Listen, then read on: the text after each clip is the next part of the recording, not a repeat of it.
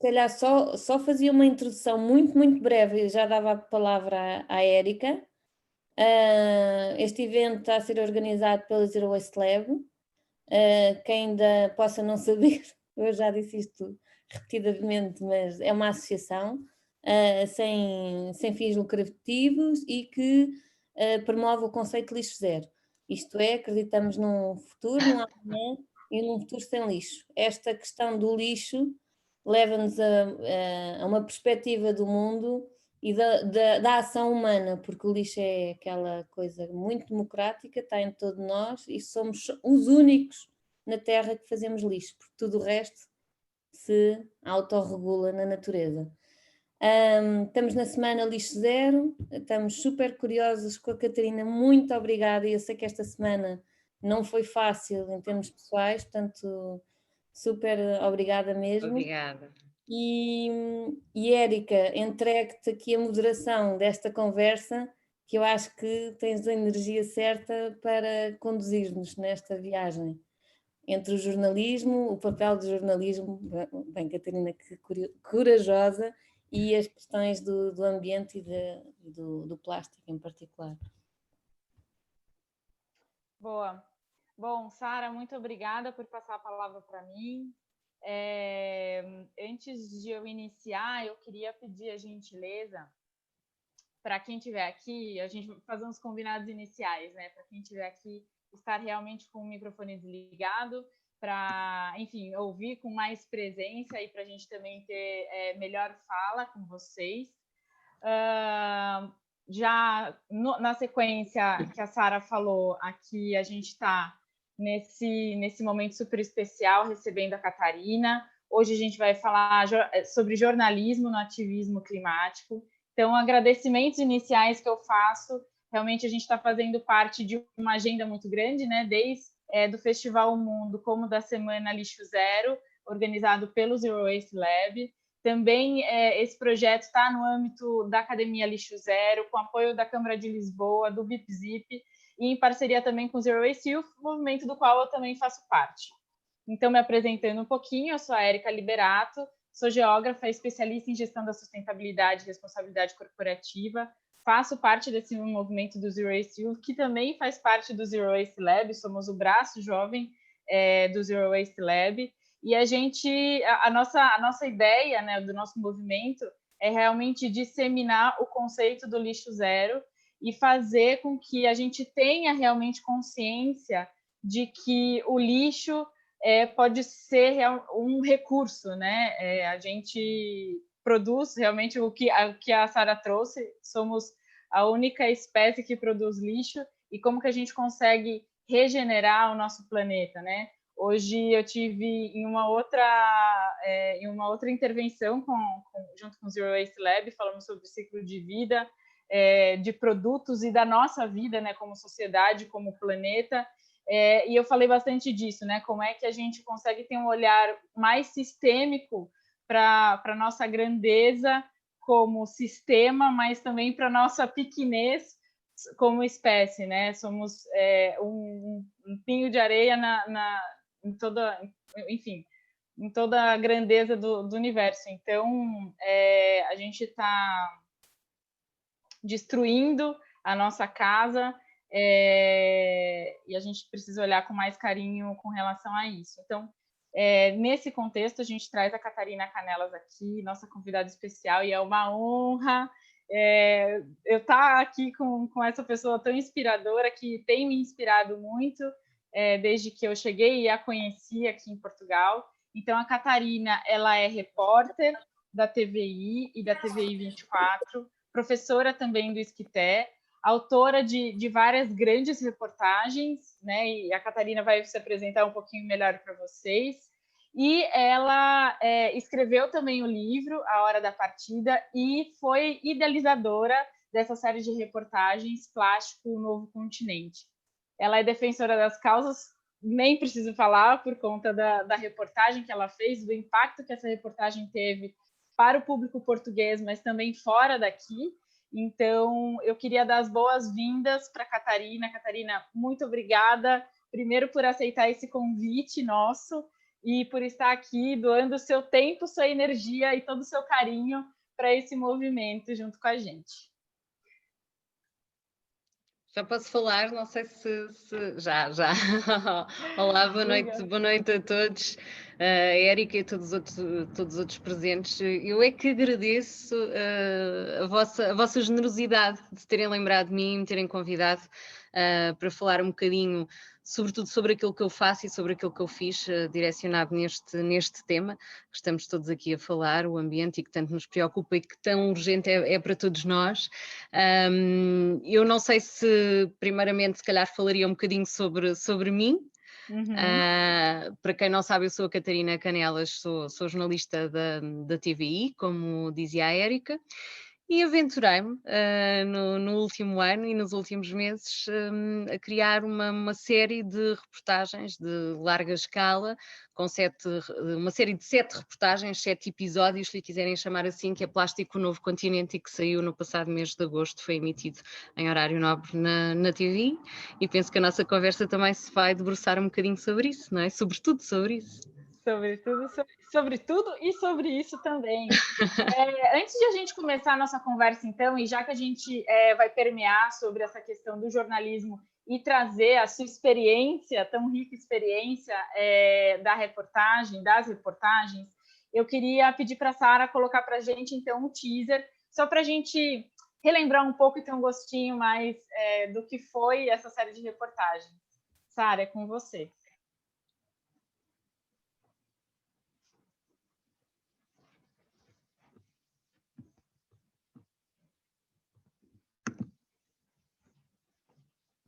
Estão a ver a minha tela, certo? Sim, estamos. Play. Go. We find it in honey, in beer, in drinking water, in every food item we have, there is some form of contamination. O plástico está em todo lado, está no meio de nós e a uma escala perigosa que só agora estamos realmente a perceber. The importance now is that we have the first confirmation that microplastic is indeed entering the human body. Comemos, bebemos e respiramos plástico. Se por acaso analisarem os pulmões das pessoas, de certeza que também vão encontrar microplástico. E é um gesto muito natural de comprar uma garrafa de água e bebê-la, mas sabemos agora que esta água está contaminada com microplásticos. O sal, à semelhança dos outros recursos, também ele estava contaminado com microfibras. The more we start looking, the more we find it's like everywhere. A dimensão trágica do plástico diz-nos, entre outras coisas, que está a matar cada vez mais depressa os animais que sempre fizeram parte dos nossos dias e da nossa existência.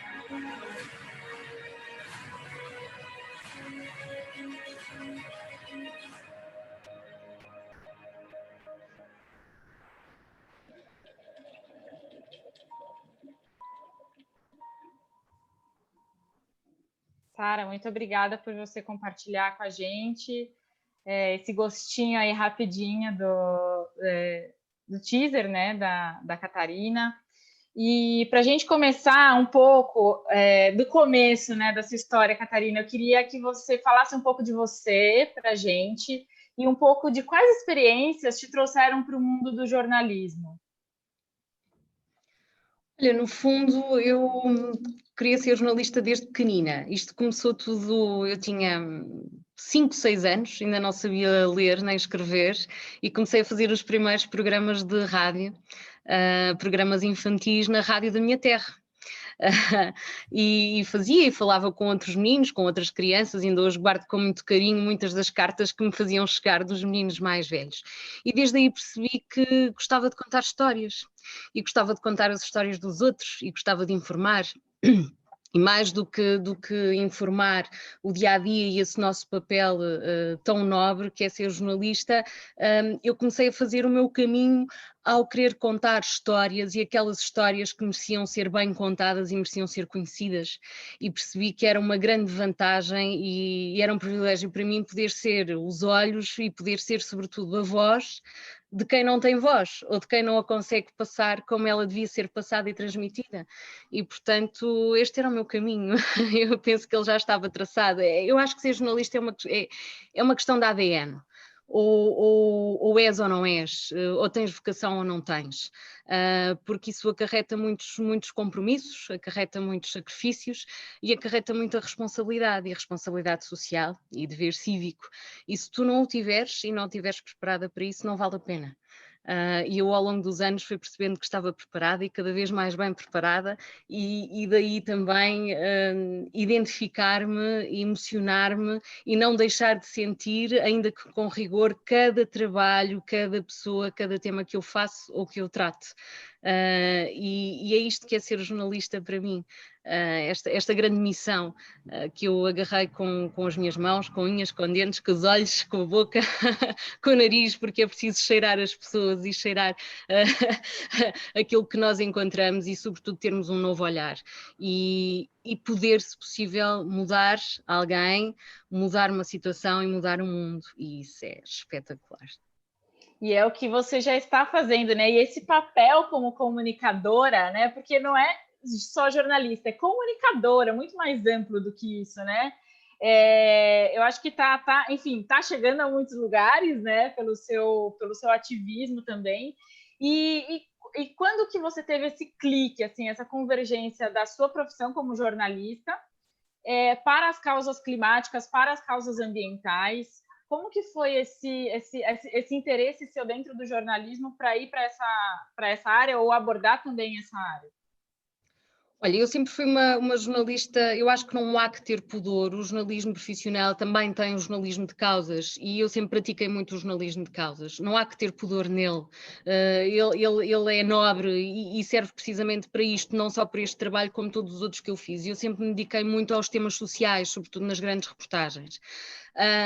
Em relação à questão climática e ao ambiente, tudo isto surge num clique pessoal. E temos que retroceder no tempo até 2017. Há precisamente 3 anos eu estava de férias no México e estava numa tarde fantástica, naquele mar paradisíaco, não é, que todos nós ansiamos, e de repente veio uma maré um pouco mais violenta e eu começo a reparar que começo a ficar rodeada de plástico. Sacos de plástico, bocados de plástico mais duros, muito daquele plástico fino já quebradiço, e começo a reparar que alguns tinham etiquetas e então vejo que a origem dizia Honduras. E eu penso, eu estou no México, estou rodeada de plástico e o plástico diz que vem das Honduras. O que é isto? O que é que está a acontecer no mundo? E esse foi o clique. Depois comecei a perceber nesse resort onde estava de férias que já havia muitas preocupações ambientais do género, coisas tão simples como não temos palhinhas, salvem as tartarugas, e tudo aquilo mexeu comigo. E quando eu cheguei a Portugal, eu comecei a debruçar-me sobre isto, mas comecei a debruçar-me afincadamente, porque eu só pensava nisto, e disse assim, o que é que está a acontecer no mundo e porquê que eu andava tão distraída? Eu sempre fui uma pessoa conscienciosa, mas sempre tive os cuidados básicos do separar o lixo, do reciclar o lixo, do reutilizar, mas tudo muito básico, numa consciência cívica simples, não é? Obviamente não andava a tirar lixo para o chão, mas não tinha esta consciência. E muito menos a consciência da dimensão do problema.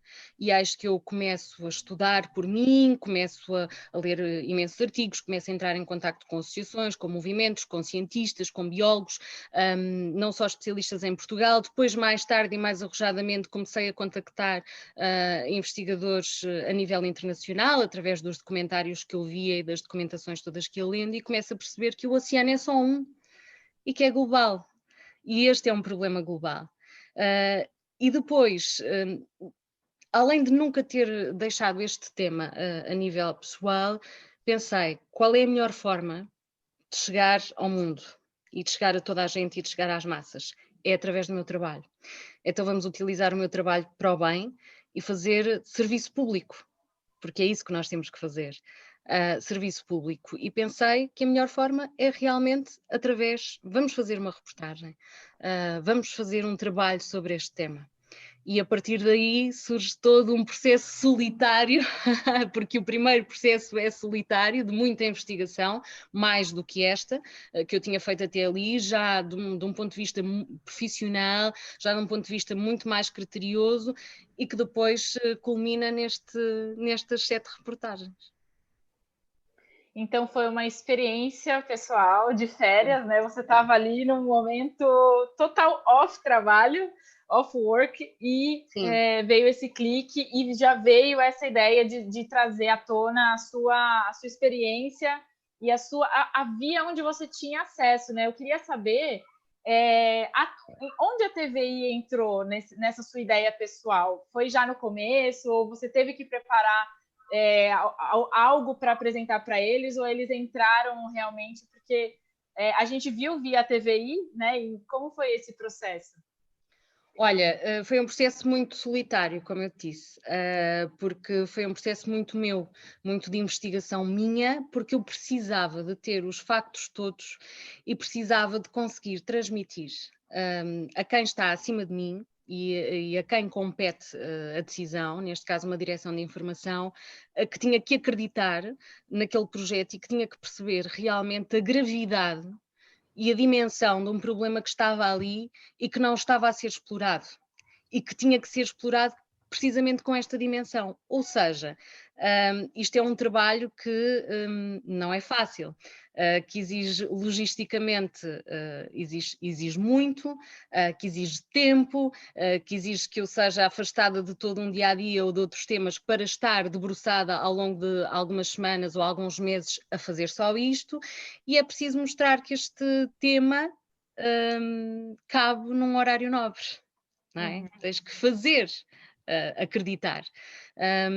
E foi muito arriscado para mim também, não foi fácil, confesso que não foi fácil, mas no fim prevaleceu o melhor e o bom senso e a responsabilidade e o tal serviço público que a TVI fez também. E depois então, a partir do momento em que eu tive o ok, aí sim parti para o terreno. Eu sei que nós estamos a ser vistos não só em Portugal e tu que és do Brasil, aqui é um bocadinho diferente quando vocês falam da perspectiva da equipa que vai para o terreno. Nós aqui em Portugal, salvo raras exceções, quando vamos para reportagem em televisão, é só o jornalista e o repórter de imagem. Portanto, somos só 2. E fui eu e o João Franco que andamos pelo mundo a fazer este trabalho. E este trabalho, como eu dizia no início, que envolveu muita logística, não podia ser só feito em Portugal. Já havia alguns trabalhos feitos neste sentido cá, também em televisão, não havia nada feito com esta dimensão. E eu pensei, para eu conseguir explicar isto às pessoas e para eu conseguir mostrar o que de facto está a acontecer no planeta, eu não posso ficar só na costa portuguesa, ou não posso falar só com investigadores portugueses. Eu tenho que ir a vários cantos do mundo, onde me seja possível ir, para conseguir mostrar esta realidade e para conseguir confrontar as pessoas com esta realidade, porque tu só consegues ter uma ação das pessoas quando as confrontas. De outra forma não consegues uma reação delas. E era necessário tudo isto, e portanto a partir daí sim é que começa, quando eu apresento isto tudo, é que começa então o meu trabalho no terreno, e aí já é outra fase do trabalho. Muito interessante. E aí, falando de fase no terreno, né, dessa sua experiência, conta um pouco para a gente como foi a construção dessas reportagens. Curiosidades dos bastidores, eu sei, enfim, que você deve ter ótimas histórias, boas e más, engraçadas e trágicas, né, no meio disso tudo.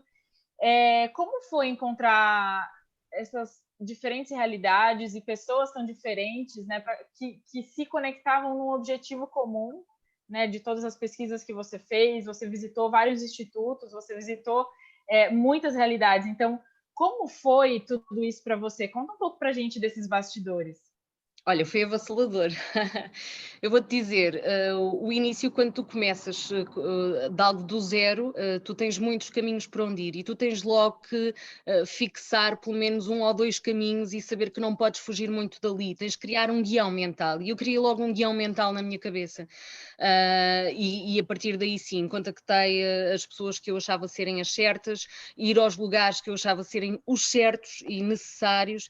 E depois foi toda aquela questão dos contactos, a primeira fase dos contactos, não é? Porque não é fácil, este não foi um trabalho contínuo, para que se perceba. Eu não fiz este trabalho sempre continuamente, eu ia fazendo outras coisas e outras reportagens ao longo do tempo em que ia fazendo este trabalho, porque as coisas não acontecem nas datas ou nas horas que tu queres, e portanto tens que te adequar, porque não é fácil conseguires ter aqueles especialistas, sobretudo os internacionais, com a disponibilidade para a altura que tu queres, embora todos eles tivessem sido fantásticos e todos eles tivessem mostrado logo disponíveis para fazer este trabalho, sem conhecerem a Catarina. Há uma Catarina de Portugal que lhes liga e que diz: eu queria fazer este trabalho, nós precisamos de alertar, então bora, apanha um avião e vem para cá. Todos eles me disseram isso. Aqui em Portugal, igualmente, fui muito bem recebida, sobretudo pela comunidade científica e também pelos indivíduos que por eles próprios fazem muito por todos nós, e que eu consegui dar-lhes voz, e ainda bem. Mas como eu dizia, todo este processo foi um processo moroso. Começas por a questão dos contactos, começas pela questão de passares horas e horas e horas em aeroportos à espera de aviões para conseguires ir de um lado ao outro, ter com estas pessoas. E depois nessas paragens pelos aeroportos, pelos hotéis, não é? Eu sempre com o meu caderninho de notas, sempre a anotar tudo e as ideias que surgiam e os gatafunhos todos. Eu tenho cadernos cheios de gatafunhos, eu gosto muito de escrever à mão, é uma coisa que ainda tenho, faço muita escrita à mão, mais do que computador, tenho esse prazer do papel e da caneta e isso inspira-me também. E depois as histórias são boas, os reflexos são bons, e também tive os reflexos maus, como é óbvio. O primeiro foi uma dor imensa, que eu senti quando comecei já no meu trabalho, antes de ir para o terreno, a perceber esta dimensão e a deparar-me sobretudo com as imagens, porque eu, além do que filmei, estive a fazer uma recolha exaustiva de centenas de vídeos, muitos deles muito difíceis de encontrar, e únicos e raros, que iam sempre surgindo, porque este tema está sempre a evoluir, para conseguir precisamente mostrar às pessoas o que se estava a passar, com exemplos práticos. E, portanto, logo aí horrorizou-me a questão da poluição desmesurada que eu vi nos mares, nos rios, no planeta. Depois, a morte dos animais. Foi algo que me perturbou imenso. Eu dei aqueles 3 exemplos, dou-te 3 exemplos, aliás, que para mim foram fulcrais. Aliás, há 2 que foram fulcrais ali na reportagem, que foi a questão da baleia de plástico de Bergen, a chamada baleia, conhecida como baleia de plástico, ficou assim conhecida porque há um antes e depois daquela baleia, e foi sem dúvida aquela baleia que chamou a atenção dos cientistas e da comunicação social em todo o mundo, porque aquela baleia, aquela espécie era rara, não costuma aparecer tão a norte, ali no Atlântico, e portanto chamou a atenção dos cientistas e eles decidiram abri-la, não decidiram enterrá-la ou afundá-la, decidiram abri-la e perceber o que é que ela tinha, e de facto encontraram aquela realidade chocante de todo aquele plástico dentro do estômago dela, o que a levou à morte. E portanto a partir daí nós vemos em Catadupa isto a acontecer com os cetáceos em todo o mundo, no Mediterrâneo, na Ásia, está a acontecer por todo lado, cada vez mais somos confrontados com isso todos os dias, com esta realidade. Na costa portuguesa há imenso a acontecer também, portanto não estamos livres disso, e aliás eu mostrei esse exemplo precisamente na primeira reportagem. A diferença é que nós enterramos o animal sem lhe fazermos sequer uma necrópsia, foi essa a diferença. E portanto, e quando eu passo num dos episódios aquela imagem tão conhecida por muitos de nós, daquela tartaruga em 10 minutos de sofrimento com uma palha no nariz, só porque alguém bebeu, por exemplo, um cocktail durante 5 minutos e utilizou aquela palha que vai parar ao mar e que vai matar um animal. E portanto isso leva-me à segunda dor, que é a incúria e o desleixo do ser humano, não é? E isso revolta. revolta muito. Depois toda a questão que eu comecei a ver no pós-pandemia, não é? Das máscaras, que é outra realidade monstruosa com a qual nos estamos a deparar e que eu fui só vendo depois, já depois do trabalho estar praticamente concluído a nível de terreno, porque senão agora era impossível de o conseguir fazer e de ir àqueles países todos. E isso chocou-me muito. E depois tinha o lado positivo, que era perceber que há tanta gente, não só a comunidade científica e os especialistas, mas tantos de nós que estamos a combater este flagelo, que já estamos despertados e estamos acordados e estamos a fazer tudo para o combater. E depois houve histórias no meio disto tudo. É assim, isto foi um trabalho muito sério, foi um trabalho difícil emocionalmente, fisicamente, mas depois houve outras histórias por trás dos bastidores. Olha, eu posso dizer que uma das maiores dificuldades que nós tivemos foram as temperaturas. As temperaturas climatéricas, porque tu ires para países do norte implica muito frio e nós não estamos habituados a esse frio, a trabalhar nessas condições. E olha, na Noruega, por exemplo, nós fomos para o Atlântico Norte, num dos episódios, penso que foi no último, nós mostramos uma ilha que eles chamam Ilha de Sukata. Portanto, a Noruega é dos países com um melhor exemplo, um dos melhores exemplos do mundo em que tudo funciona, são líderes na reciclagem, mas não deixam de levar com o lixo dos outros, não é? Na costa, porque, como eu digo, este é um problema global e, portanto, levam ali com muito lixo. E nós fomos a uma dessas ilhas que eles chamam a Ilha de Sukata. E quando eu preparei esta viagem, a mim, o Runa, da Clean Shores, que é um ativista que tem feito um trabalho fantástico na Noruega, disse-me: Catarina, vocês venham muito bem preparados, porque vocês vão para o Atlântico Norte. E então eu e o João fomos, apetrechamos-nos de tudo, íamos super bem agasalhados. Chegamos lá, eles olharam para nós e disseram: para onde é que vocês pensam que vão? E nós, mas nós estamos, não, vocês não estão minimamente agasalhados, vocês não podem ir assim. Então, toda a roupa que nós levamos para aquelas filmagens era emprestada.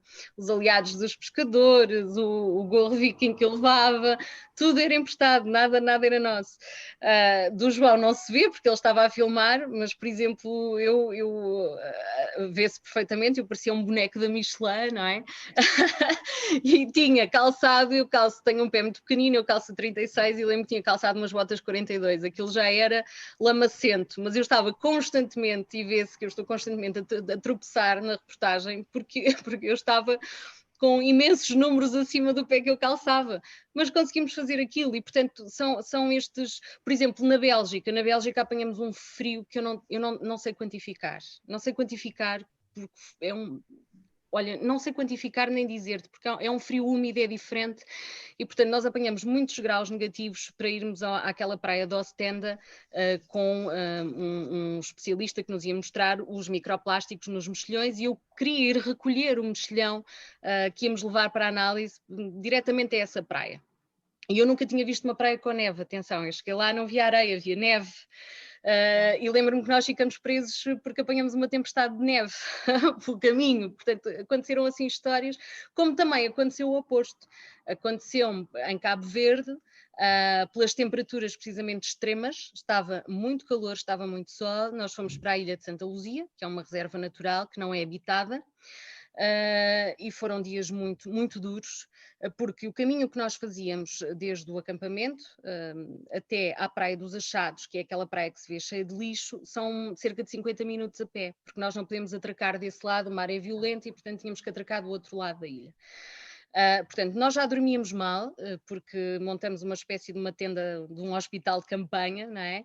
Uma tenda de campanha onde dormíamos todos juntos, nós e os voluntários todos em sacos de cama diretamente na terra, e depois fazíamos aquele percurso todos os dias, carregados, no meio daquele calor, e aquilo é deserto autêntico, portanto tens dunas gigantes. E no último dia eu já estava extremamente cansada, e lembro-me que ao fazer a viagem de regresso para o acampamento eu já ia em sofrimento de esforço físico, e fui acabando por ficar para trás, fui ficando para trás e agravando coisas, ao mesmo tempo que o telemóvel, fui ficando para trás e perdi-me de toda a gente. E fiquei completamente desorientada porque tu lá não tens luz, não tens comunicação, não tens nada. E eles ainda lançaram, quando se apercebem que a Catarina tinha desaparecido, ainda lançaram o drone ficou sem bateria, portanto estava tudo, tudo, aconteceu isto tudo, felizmente passado, acho que andei para aí 1h30, 2 horas perdida e conseguiram me encontrar, foi assim uma grande sorte.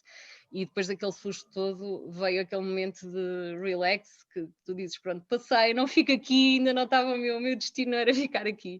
E fiquei aqui para contar a história, não fiquei em Santa Luzia, consegui vir para cá para contar a história. Portanto, há este tipo de momentos que acontecem, que acabam também por nos ajudar a dar outro fogo, sabes? São tipo um balão de oxigénio, são peripécias que vão acontecendo, que também nos faziam esquecer um bocadinho toda aquela miséria, sabes, miséria visual que nós tínhamos, aquele impacto de ver não só os animais em sofrimento, como aquelas imagens que vocês viram, aquela poluição toda, aquele lixo todo, em que tu começas quase a perder a esperança e dizes o que é isto, como é que isto é possível, e de repente tens aqueles momentos ali também que te ajudam a relaxar um bocadinho, que te ajudam a divertir um bocadinho e a dar-te força, bora lá, vamos continuar para mais outra. E há assim imensas histórias. O que eu consigo é dizer-te, sem qualquer dúvida, é que de todas as pessoas que eu conheci, de todas as áreas, de todo o mundo, há uma palavra, há um adjetivo que as une a todas, que é comum a todas, que é o altruísmo. Que é o altruísmo. Porque eu percebi que além de todo o trabalho que elas fazem e que nós sabemos, eu já disse isto antes, numa outra conversa, qualquer uma daquelas pessoas que falou e que deu entrevista e que fez reportagem comigo, podia não ter sequer aparecido na série. Eu podia não ter posto. E essa pessoa iria ficar felicíssima na mesma. E sabes porquê? Porque o que lhe interessa é que passe a mensagem. O mais importante é que a mensagem passe. Não é ela, é a mensagem. E essa foi a característica comum que eu encontrei e que vou encontrando, encontrei não só no trabalho, mas que vou encontrando nos movimentos, nas pessoas novas que contactam comigo e nas pessoas todas que estão envolvidas e que estão ligadas a este projeto, e isso é fabuloso. Uau, obrigada pela partilha de tantas histórias emocionantes e de impacto. A sua e a nossa causa, ela é muito nobre, e eu geralmente falo, né, que quem trabalha com socioambiental é muito difícil você chegar às 6 da tarde ou no fim do expediente, fechar o computador e viver algo diferente, né? Assim, porque as questões socioambientais, elas estão muito dentro das nossas escolhas, do que a gente fala, do que a gente faz. Ela realmente faz parte da nossa vida 24 horas. E a gente acaba se envolvendo muito com tudo isso, né? Então, enfim, obrigada pela sua partilha e tantas histórias. Eu imagino que você tenha várias outras, né, para falar, enfim, para compartilhar. E eu queria, foi interessante você trazer, né, no começo da sua fala, você trouxe, quando você viu o clique ali de você encontrar plásticos que eram de outro país, de Honduras, e você estava no México, Honduras. Né? Essa que é a referência geográfica. Partindo um pouco para o outro lado, pessoas te ajudaram a fazer isso, e como que você teve a interação, Catarina, com, por exemplo, empresas de poder público que chegaram, ou não sei se você teve contato direto com empresas, né, das quais você encontrou plástico, ou que, enfim, consomem e não tratam, não fazem a logística reversa de maneira adequada dos seus produtos, por exemplo. Mas poderes públicos e privados se sentiram ou sensibilizados com a sua série de reportagens, ou se sentiram ofendidos de alguma maneira, assim, né, com a alfinetada ali, sentiram que estava tendo alguma... falaria algo sobre a reputação da marca deles? Eu sei que você não falou diretamente de nenhuma marca, mas ali na reportagem, quando a gente fala de plástico, a gente sabe que muito do nosso mercado transita ali no plástico.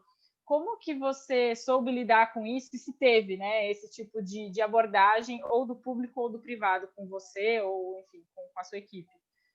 Você passou alguma coisa parecida?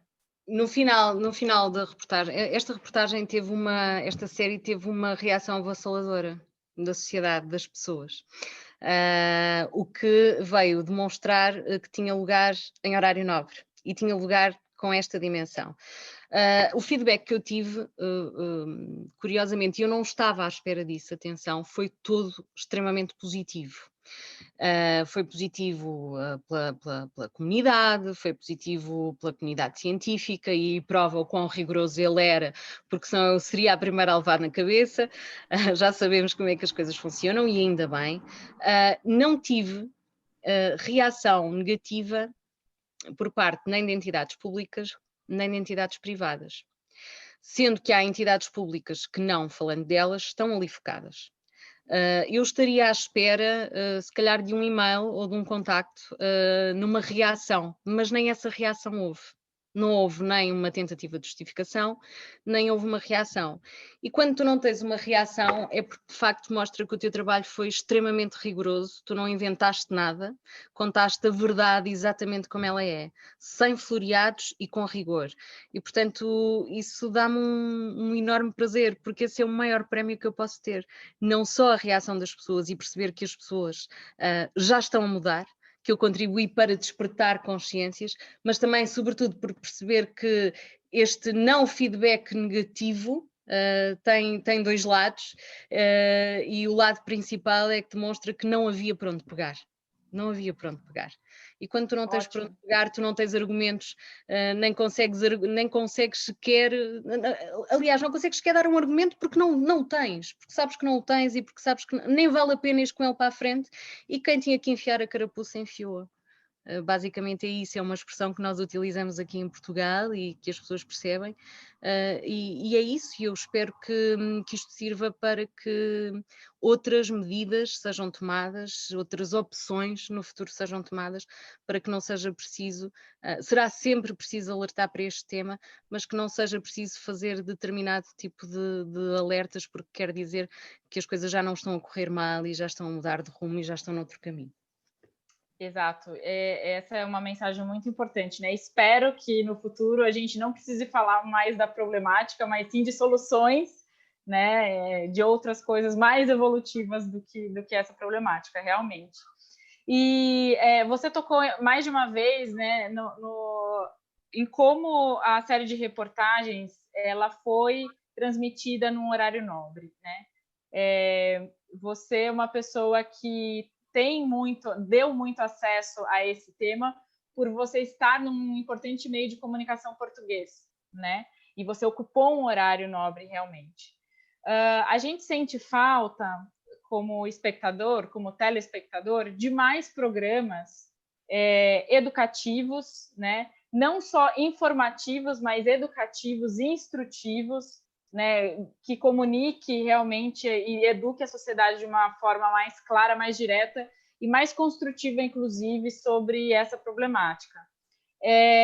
Como você vê o papel da televisão portuguesa e da televisão no geral, né, para essa necessidade que a gente vê de mais programas que conscientizem sobre o tema do socioambiental e que tenham uma continuidade, que não sejam só pontinhos no programa de vez em quando, né? Então, eu queria te ouvir também sobre essa... Como que a gente consegue também exigir mais disso como telespectador, né? Queremos ver mais sobre isso.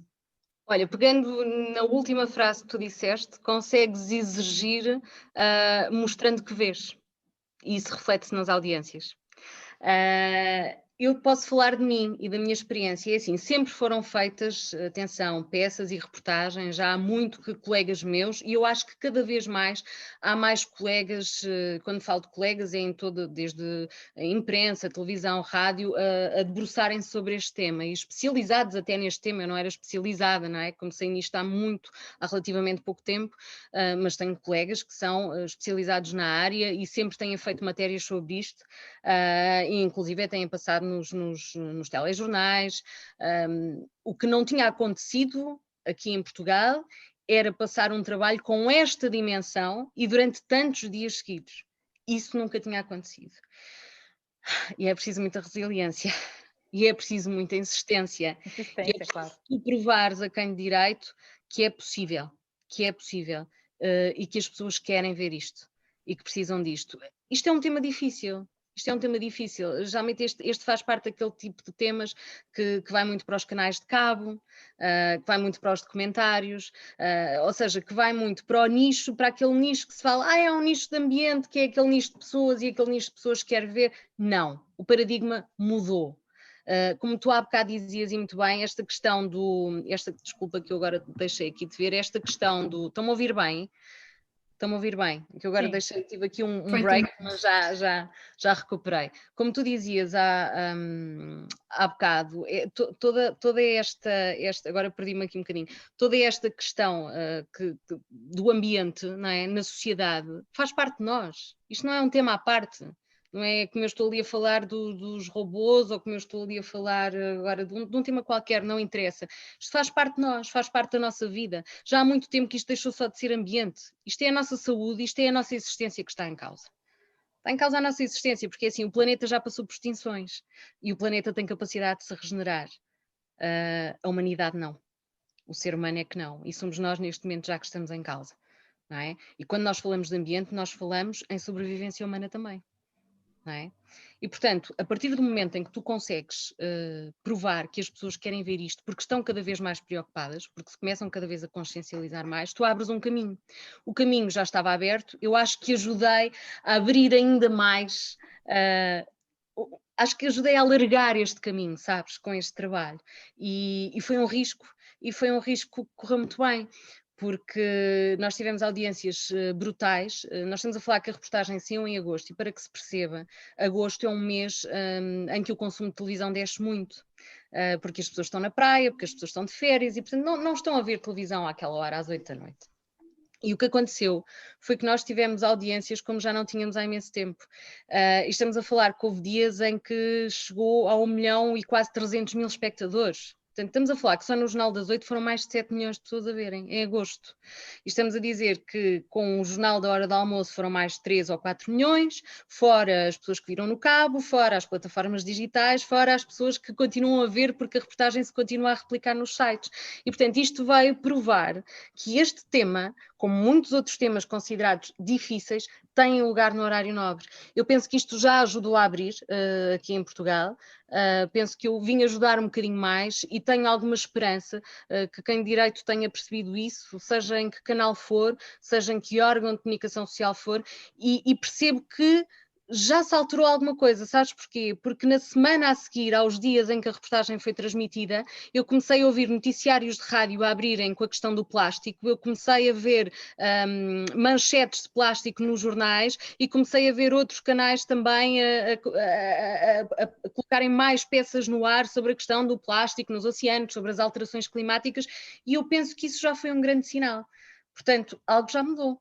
E, portanto, quando muda, quer dizer que nós estamos no bom caminho. Quando muda para o bem, neste caso, estamos no bom caminho. E, portanto, se o público exigir, o público mostra, eu quero ver isto, porque nós conseguimos contabilizar nas audiências e dizemos como é que é possível, naquele dia, 1 milhão e quase 300 mil pessoas estarem a ver aquilo. Aquilo, eu estou-te a falar só no ponto da reportagem, não te estou a falar da audiência do jornal.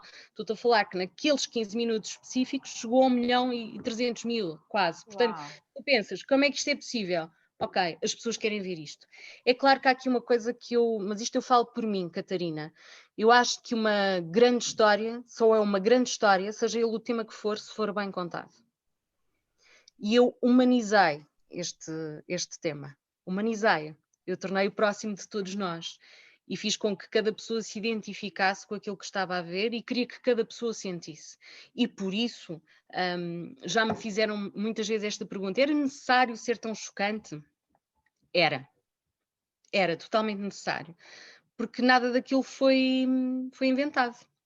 Aquelas imagens que nós passamos são imagens reais. Eu gostava de não ter que passar imagens de tu teres um dos maiores rios poluidores do mundo em que tu nem sequer vês água, só vês lixo. eu gostava de não passar imagens daqueles animais a morrer, porque não foi sofrimento gratuito que nós mostramos. Nós mostramos as consequências diretas da ação que nós temos. E se as pessoas não fossem confrontadas com essa realidade, porque repara, já se fez muita coisa, tu lês muita coisa, tu vês os debates, tu vês os movimentos nas redes sociais, sim, há muito lixo, sim, o plástico é um problema trágico, sim, morrem animais, mas se tu não vires, se tu não fores confrontado, tu lês aquilo entra-te a 100 e se calhar sai-te a 200 no dia a seguir. Tu sabes que aquilo existe, mas aquilo está longe de ti, está lá longe, tu não vês, tu não sentes, percebes? Era necessário isto. E, portanto, voltando ao início da tua pergunta, eu acho que sim, que nós estamos no bom caminho e também parte do público exigir aquilo que quer ver, e isso mostra-se quando reage, quando há um programa ou há um documentário ou há uma reportagem destas e o público reage com resposta, eu vi, e eu quero ver, e quero mais.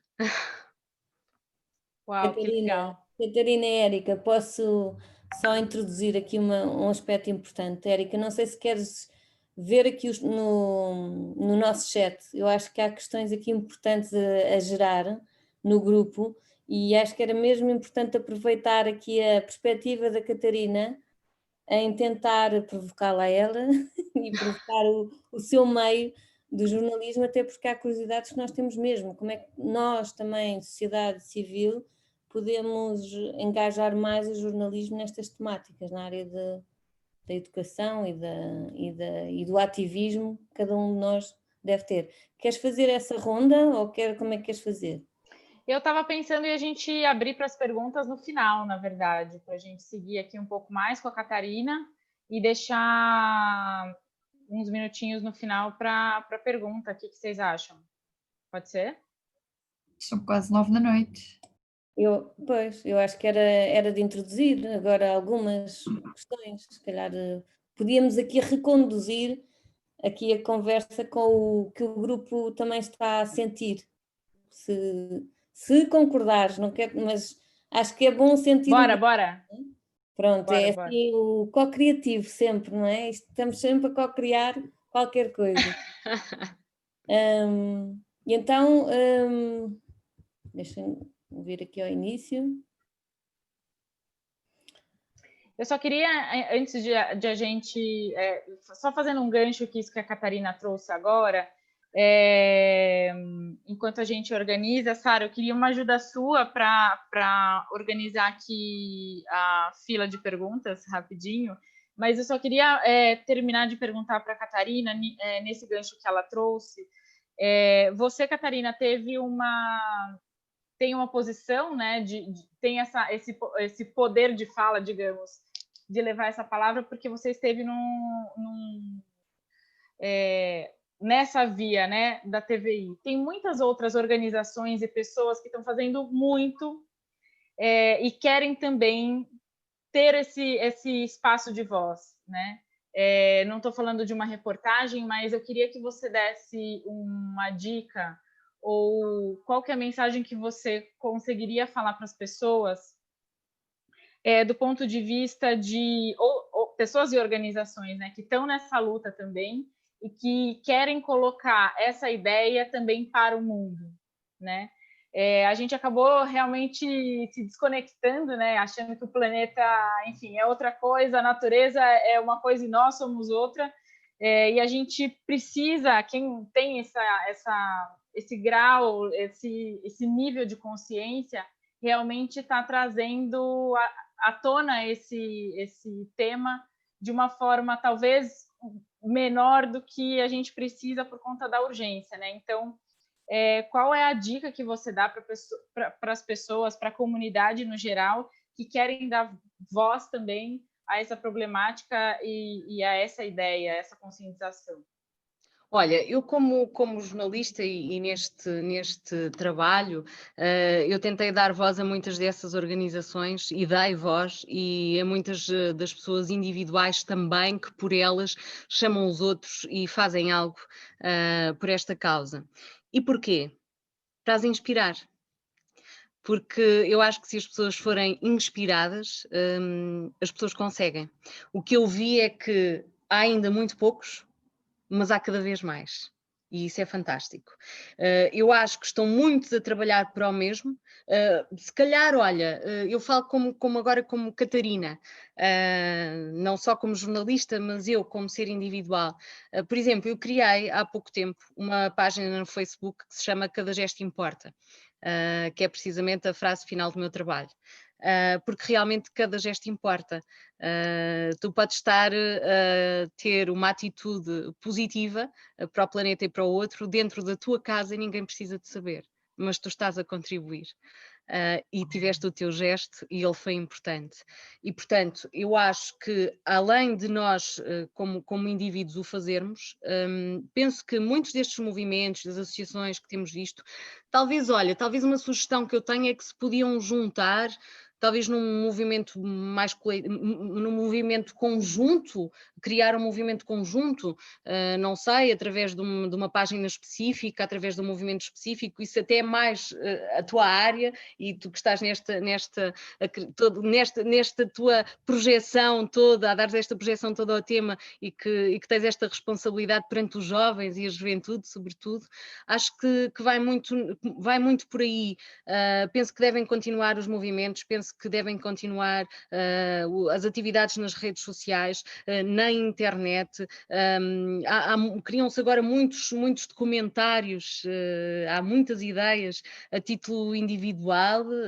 Ainda agora eu estive no Algarve, que foi uma experiência fantástica. Muitos de nós que estamos aqui a assistir temos tido contacto com o Andreas, que é conhecido pela maioria como The Trash Traveler.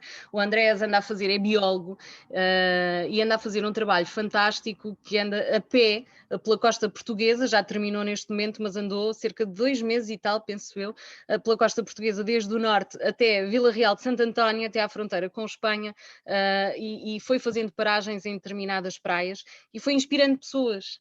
Ele foi chamando pessoas que se juntavam espontaneamente, que não o conheciam, e faziam uma ação de limpeza de praia. Eu tentei várias vezes cruzar-me com ele, mas ou questões de trabalho ou porque as nossas agendas não se conciliavam, eu não consegui. Até que eu fui ao Algarve a semana passada e estava a vir a agenda dele e disse: é agora, eu estou aqui perto e é agora que nos vamos encontrar. E curiosamente, eu não conhecia ninguém. Eu conhecia o Andrés da internet, assim como o Augusto, que anda a filmar este documentário, porque também, além deste movimento, eles estão a criar um documentário com isto, está tudo a ser filmado, tudo irá ser reproduzido depois para o ano. Eu não conhecia ninguém.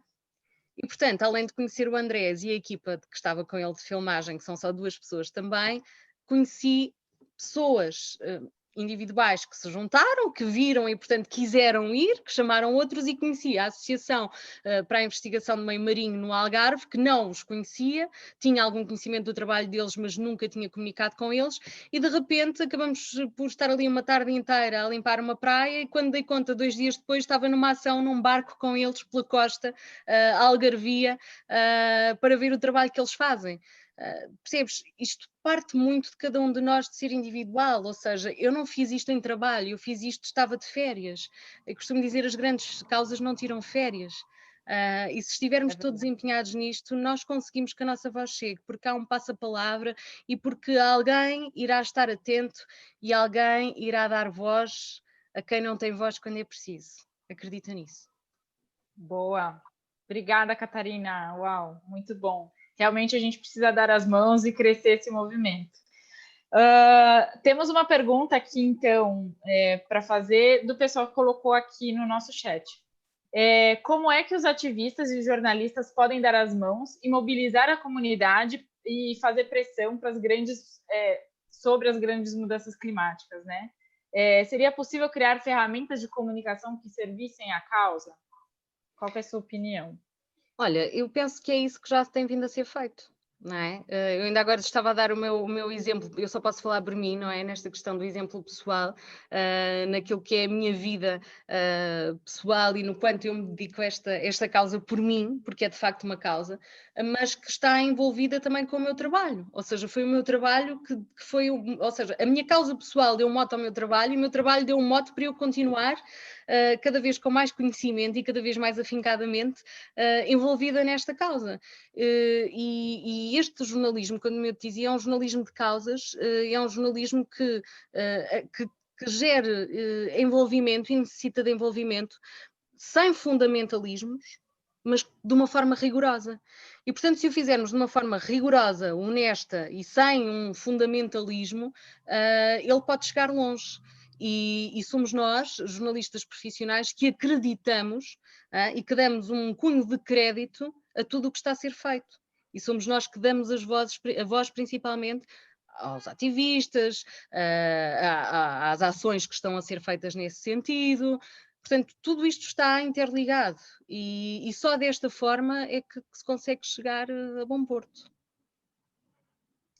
Muito bem. Temos outra pergunta aqui da Andréia. O seu trabalho também não é promover a reação por partes das entidades público-privadas? Né? Um pouco do que a gente também, enfim, tocou Nós já respondemos a isso. Ou seja, não deveria ser, na minha opinião, acabar com a reportagem. Eu não entendi muito bem, Andréia. Mas eu posso explicar, Érica, se permitires, e Catarina, já agora, boa noite a todos, obrigada pela iniciativa. Ou seja, Catarina, quando falaste há pouco que estavas à espera que alguma entidade pública ou privada te enviasse um e-mail de género, epá, aquela referência que fizeste ali, ou assim, não é? Portanto, estavas certamente à espera de algum feedback não tão positivo.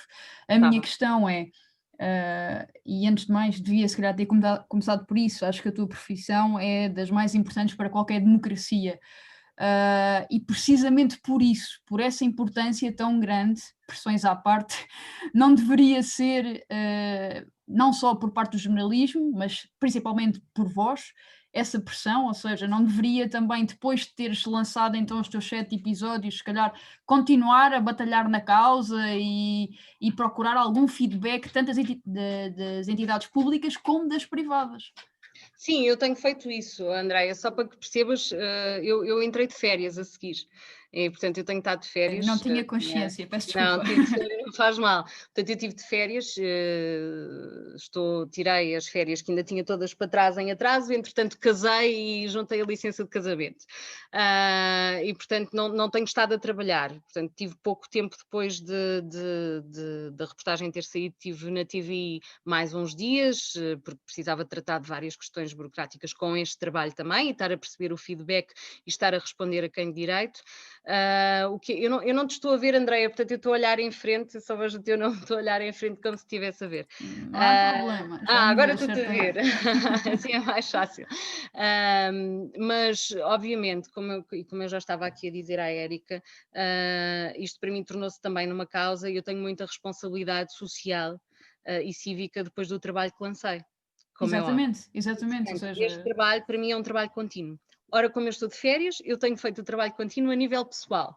Tenho juntado ações, tenho estado sempre a alertar, criei a página exatamente para que as pessoas não esqueçam, porque eu não esqueci. Isto não é um trabalho, vamos lá ver. A gente não deve esquecer nenhum trabalho, mas há trabalhos e trabalhos.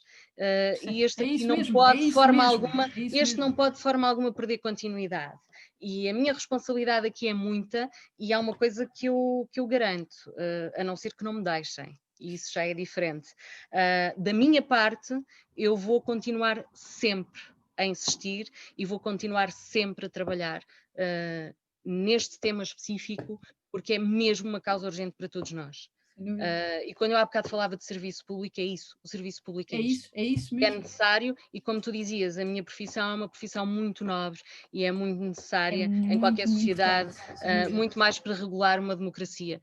Sem dúvida. E tudo para educar. Eu vou de encontro, eu não sei se é possível, eu estou aqui a ver agora as questões, mas também tem a ver com a tua questão, e vou já acabar aqui por responder. Eu tenho mais duas questões, mas também acho que é importante darmos voz a outros ouvintes, neste caso. Eu estava aqui a ver que de facto, não sei se tem a ver, já perdi a questão, estava aqui, mas entretanto perdi, Entretanto, perdi aqui a questão. Acho que isto andou para trás, perdi aqui a questão. Mas pronto, era como eu estava a dizer à Andreia, da minha parte esse é o meu compromisso, mas isso eu já o assumi-o publicamente. Eu penso que o assumi publicamente com a minha mensagem final naquele trabalho ao país. O país percebeu, não só o país, felizmente o mundo, porque este trabalho tem ecoado em vários cantos do mundo e isso deixa-me muito feliz, porque percebo que fiz o bem e fiz por bem.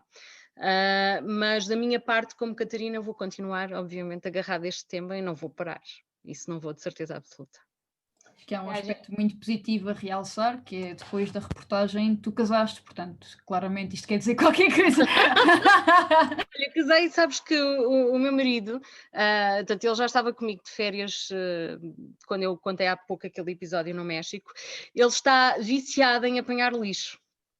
Eu apanho muito lixo. Uau, completamente unexpected. Viciado. Todos os dias a caminhada é certinha para a apanha de lixo e é fantástico. E depois é maravilhoso como tu consegues inspirar as pessoas à tua volta e como essas pessoas à tua volta conseguem inspirar outras. E estás a ver, isto é em cadeia. Isso mesmo, isso mesmo. E só desta forma, juntos, era o que eu dizia, nós ainda somos poucos, mas somos cada vez mais. E este cada vez mais é muito. É mesmo muito. Uhum. Obrigada, Andreia, pela sua pergunta. Obrigada, Andreia. A gente teve vários comentários aqui legais, que o lixo é visível, né? O que visível que vemos nos oceanos e na terra, que a escolha do jornalista é muito importante, né? O que é uma questão ética, cuidar disso também, você como jornalista, que bom. Te parabenizando pela matéria. A gente tem uma questão aqui que é sobre compromissos com o ambiente, mais da questão televisiva, né?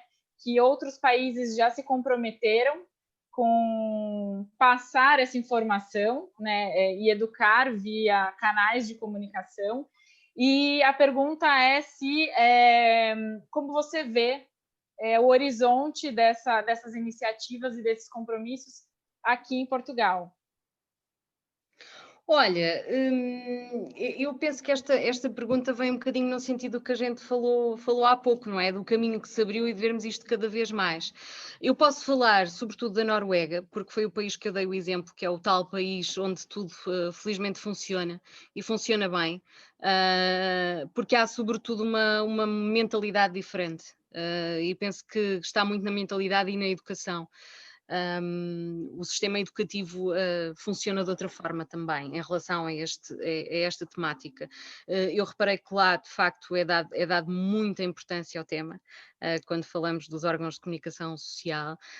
Mas, por exemplo, já está a acontecer aqui, na próxima semana vai haver um evento aqui em Portugal, que é o Planeteers World Gathering, que vocês devem estar a par, que toca sobretudo na sustentabilidade do planeta e, por exemplo, no canal de cabo da TV24 tem havido programas semanais, precisamente com alguns convidados que a Planeteers é uma parceria com a Planeteers, que a Planeteers chama para falarem das várias questões ligadas ao ambiente e à sustentabilidade do planeta. Portanto, já se está a fazer algo, está-se a construir um caminho.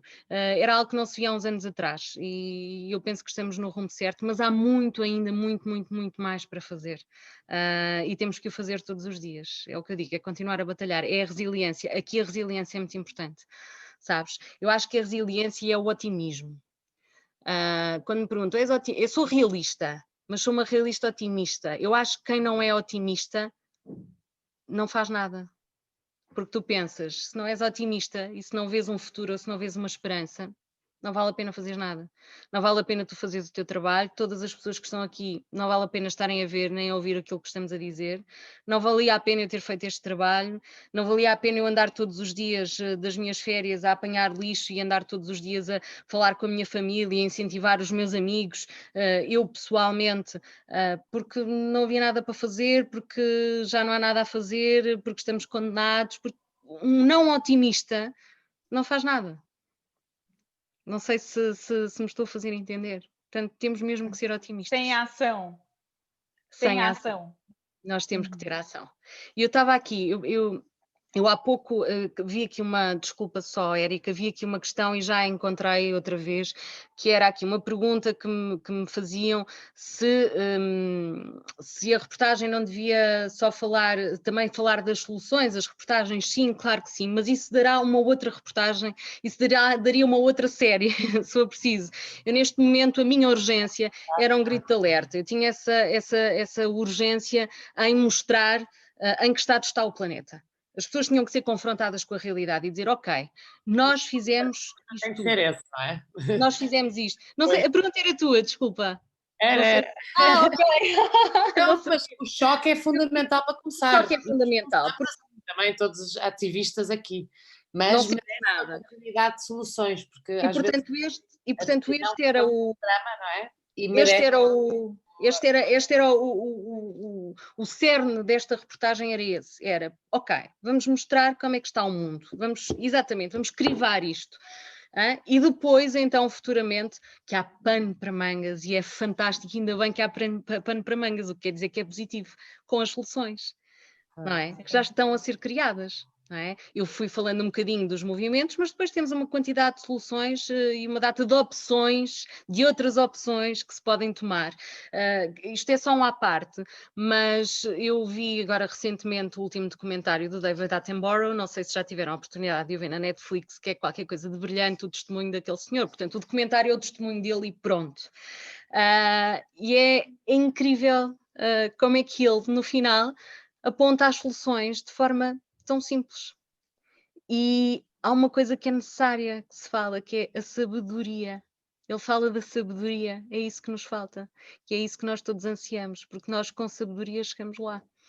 É muito importante. Quem não viu o documentário, eu aconselho toda a gente a ver, e espero ter o aval para conseguir fazer um novo trabalho e mostrar as soluções. Aliás, o final desta série de reportagens já aponta para isso.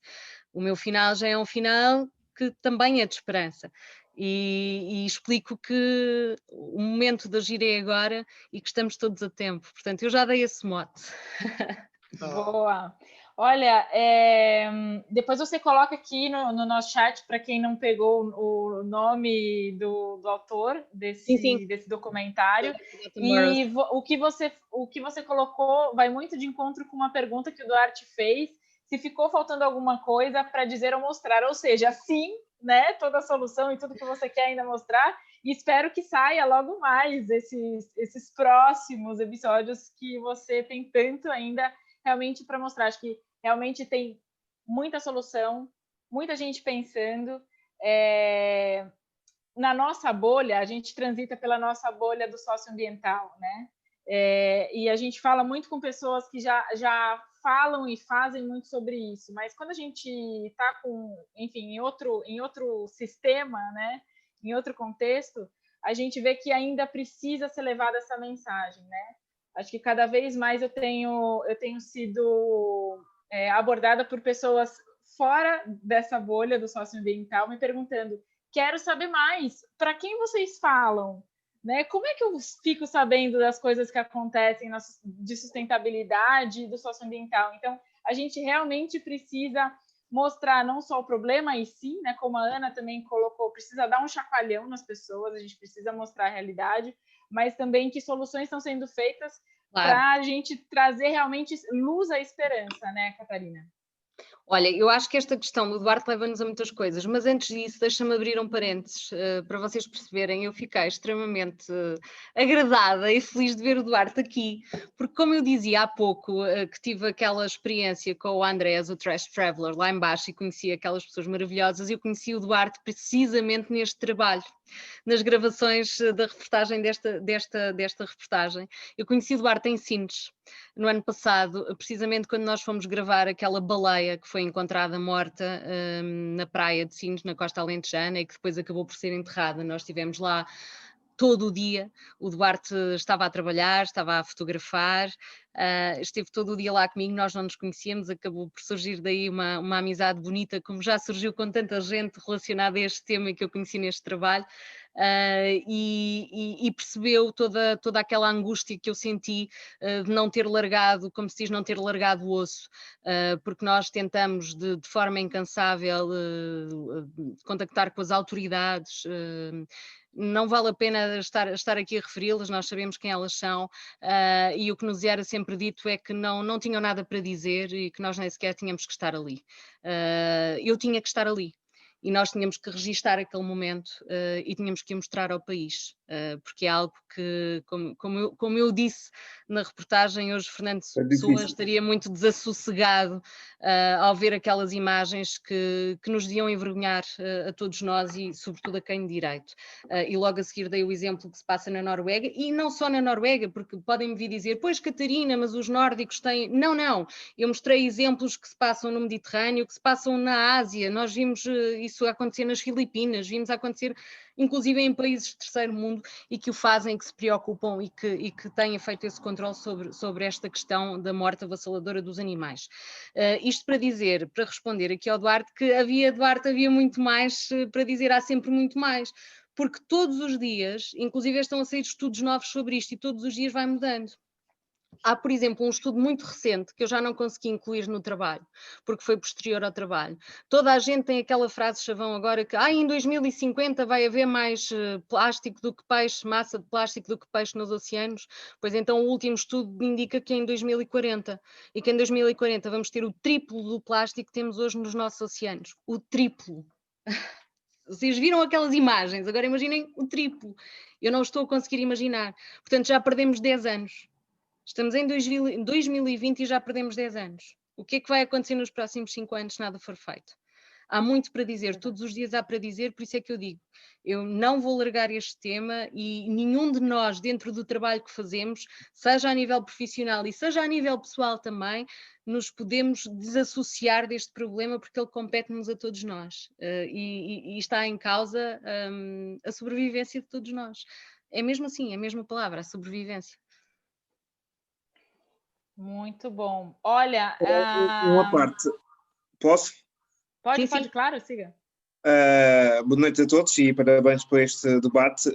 Catarina, nesse dia nós tivemos logo cedo às 7 da manhã, logo na praia, e eu não conhecia o teu trabalho, mas conheci outra colega que estava no local, e passámos o dia fantástico, não, difícil, porque estavam a enterrar uma baleia, a gente estava a ver uma situação muito chata, e nós expulsaram a gente várias vezes, e a gente nunca saiu, e a tua coragem e o teu apoio, e também a tua vontade, e também o grande trabalho, o teu trabalho é excelente, mas também para dizer que o João de Franco também tem excelentes imagens, e grande trabalho também dele, e era parabéns, e casa do obediente e casa destas situações, fiquei fã, e também muito obrigado pela amizade, e nós encontramos muitas vezes, não através na internet, mas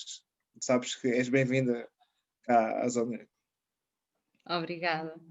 Muito obrigada.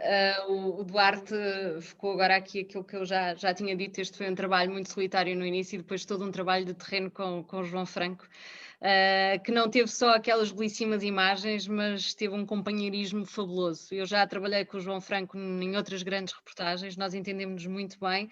Dentro do companheirismo profissional surgiu uma grande amizade e, portanto, acho que fazemos uma boa dupla, uma grande dupla, muito unida, e que quando começamos a fazer este trabalho, acreditamos nele desde o início, e acreditem que nós tivemos que lutar muito por ele, a várias frentes mesmo, mas conseguimos estar aqui.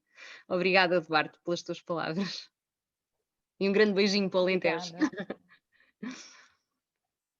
Boa, Duarte, obrigada pelo testemunho, super importante, super rico. Catarina, a gente tem ainda aqui mais duas perguntas. Uma é sobre a curiosidade da Ana Salcedo, né? Ainda ela mantém a curiosidade de saber sobre o fortalecimento do movimento do ecojornalismo em Portugal. Ana, você quer colocar a sua pergunta? Eu sei que é muito, uma pessoa sabe sempre da sua situação pessoal, não é? Tu sabes, tens essa postura, não é? Já bem, e compromisso bem fincado, mas realmente há outras pessoas também com posições, não é? E vozes a serem cada vez mais fortalecidas, e eu vejo um potencial enorme de uma união maior nessa frente, até para se conseguir com uma força maior, até através dos vários canais, não só televisão, mas não é, todos os jornais, de se conseguir um destaque muito maior em horários nobres, em importância, em compromisso dos próprios meios de comunicação, em manter uma consistência. E, portanto, gostava de ouvir um bocadinho a tua visão e até como é que nós podemos ajudar a criar, eventualmente, momentos com vários jornalistas, para discutirmos isto. Portanto, é assim uma pergunta em forma de convite, quase. Sim, olha, era o que eu te dizia, eu por exemplo, eu comecei há relativamente pouco tempo nesta área, ainda que muita gente, depois de ver o trabalho, me pergunta: Catarina, há quantos anos é que está no jornalismo do ambiente? Não. Portanto, houve aqui todo um trabalho reforçado da minha parte, porque eu entrei num tema que não me era chegado, no sentido que eu não estava dentro do tema como estão outros profissionais, outros colegas meus dedicados só a este tema especializados, e portanto para mim foi um trabalho ainda duplamente difícil, mas foi muito desafiante, não é? Foi muito desafiante. Era aquilo que eu dizia, há muitos outros colegas, eu noto que há cada vez mais esse cuidado. Talvez aquele exemplo que eu dei há pouco, ou aquela sugestão do movimento, talvez, quem sabe, na minha classe consigamos estar mais juntos. Eu acho é que todas estas ações que muitos movimentos como os vossos vão fazendo e que vão chamando a comunicação social, não é? Vão mandando os expressos, vão contactando connosco, acho ótimo, porque nos dá não só a conhecer o vosso trabalho e a dar a conhecer ao mundo o vosso trabalho, mas também porque nos une a nós e porque também nos faz estarmos juntos a registar e se calhar trocarmos opiniões. Eu acho que falta aqui muita troca de opiniões e a troca de sugestões, e acho que se calhar podia haver uma união um bocadinho maior. É algo que eu também terei que pensar, e acho que todos nós, e se mais algum colega meu estiver a pensar, acho que fica aqui este desafio de pensarmos e de criarmos soluções para que juntos também consigamos ter mais e melhor, porque estamos todos juntos, estamos todos encadeados, e eu acho que isso era fabuloso, e trabalharmos em conjunto, várias mentes juntas trabalham melhor, e portanto acho que só teríamos todos a ganhar. Boa, vamos fazer isso acontecer. Obrigada. Exato. Porque existem muitas organizações e indivíduos também, né, com muito conteúdo, e vocês têm essa via de comunicação. Então, acho que precisa realmente tecer mais essa parceria, né? E alguém colocou aqui comunicação jornalística, Cristina, claro, a gente precisa desse apoio de vocês, e vocês nós também estamos podem... movimentos também, não é? Estamos a unir cada vez mais, então estamos na fase de fortalecimento de redes. Eu noto isso. Níveis da sociedade, não é? Sim. Eu noto isso. Olha, por exemplo, um outro nível da sociedade que é muito importante é a comunidade científica, a comunicação na comunidade científica. O que eu notei uma abertura muito maior no estrangeiro, notei isso, sobretudo na Europa, norte da Europa, mas aqui também notei que já há muito mais abertura do que há uns anos atrás. E temos muita gente a nível científico fabulosa, a maioria não conhecida, e eu quis ir buscar precisamente algumas vozes que não apareciam tanto ou que não são tão conhecidas, mas são igualmente fantásticas e fazem um trabalho espetacular, precisamente para as pessoas terem noção e não verem sempre as mesmas caras lá em casa, porque se vê muito, e portanto isso foi uma preocupação que eu também tive. Começo a notar que, sobretudo, uma nova geração já tem uma capacidade de comunicação muito boa, e quando eu falo de capacidade de comunicação é precisamente conseguirmos transmitir a nossa mensagem à sociedade em geral, de forma a que ela entenda. Uma coisa é eu, como cientista, estar a falar para os meus colegas, ou estar em debates, ou estar em conferências para a comunidade. Outra coisa é eu estar a falar para a população em geral. geral. Ora, se a mensagem me for passada de uma forma que eu a entenda, eu consigo passá-la, ou a própria pessoa em entrevista consegue passá-la à sociedade. E isso é muito importante, trabalhar essa comunicação e mais essa abertura da comunidade científica à comunidade em geral, porque estão todos entrosados e, portanto, a comunidade em geral, a sociedade, precisa de sentir essa semelhança e precisa de sentir que aquilo que está a ser feito não está lá longe por aqueles senhores estranhos que falam uma linguagem que nós não entendemos, não. É preciso que haja essa colagem e que haja cada vez mais esta facilidade na comunicação e na mensagem chegar às pessoas no geral, e acho que aí toda a gente concorda comigo. Muito interessante você trazer isso, Catarina, porque a Rita colocou aqui para a gente dessa necessidade e a importância dessa ligação intergeracional para a gente falar sobre isso, né? E a gente sabe que existe realmente essa fronteira, né, entre os adultos mais 40, 50 e por aí vai, que viveram um mundo com recursos infinitos, né?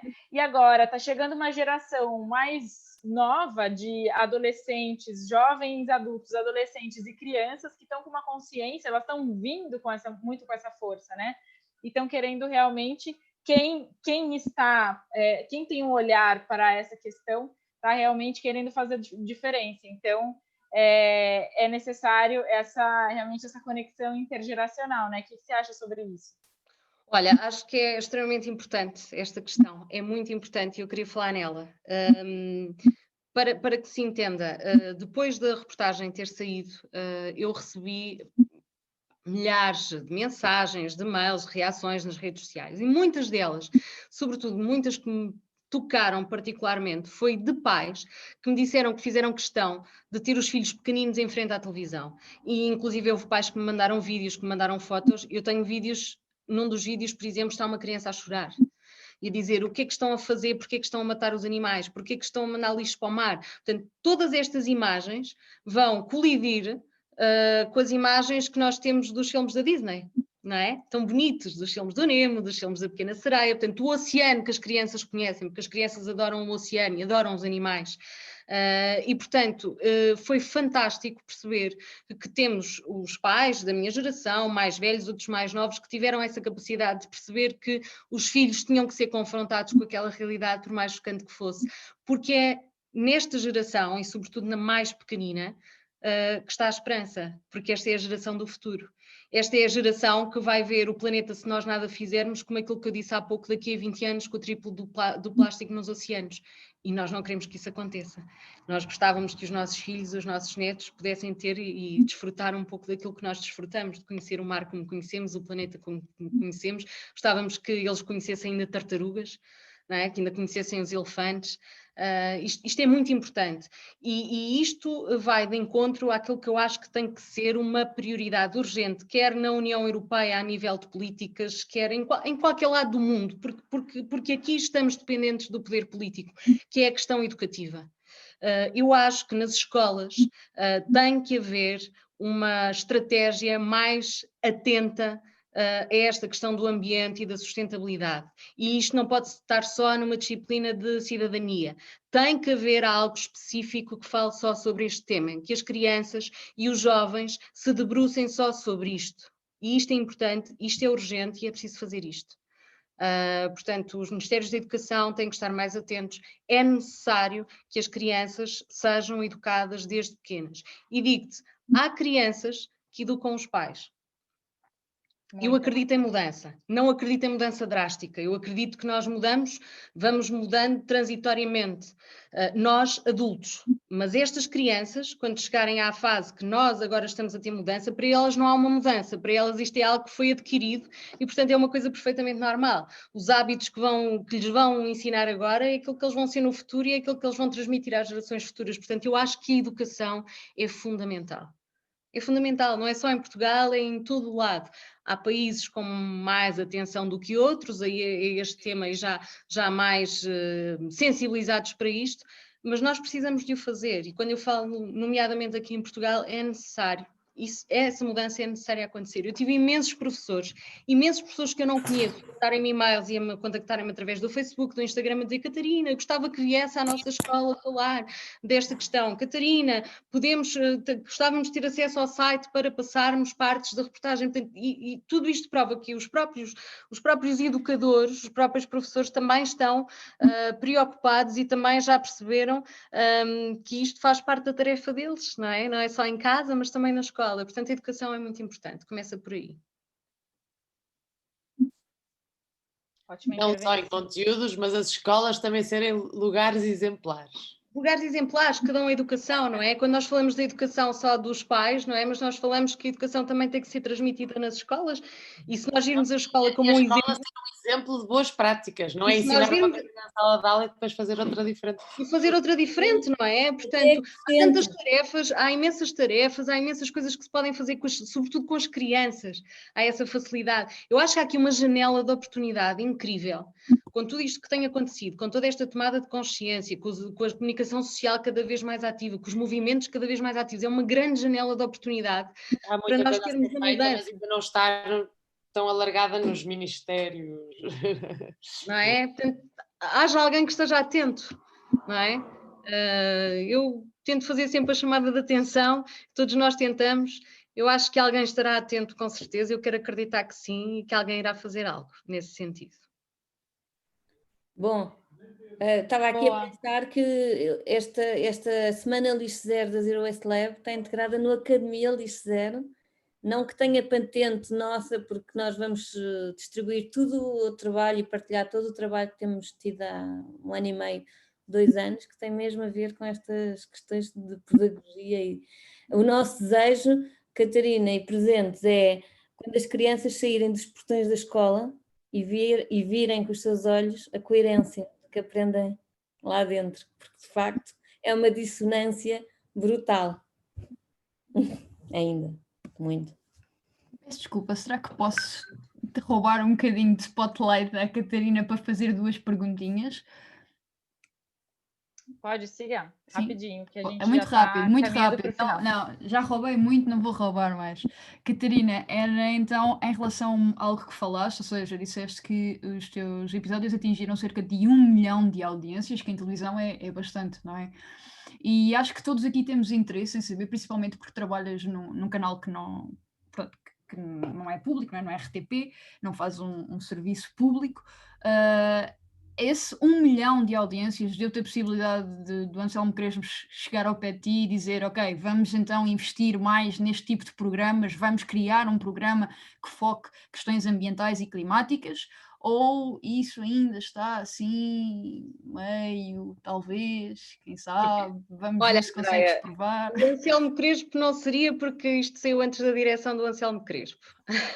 Mas ele agora tutela, certo? Saiu na anterior direção de informação e, portanto, quando esta direção de informação tomou o poder, eu já estava de férias, portanto, ainda não tive a oportunidade de falar com o novo diretor de informação sobre isto.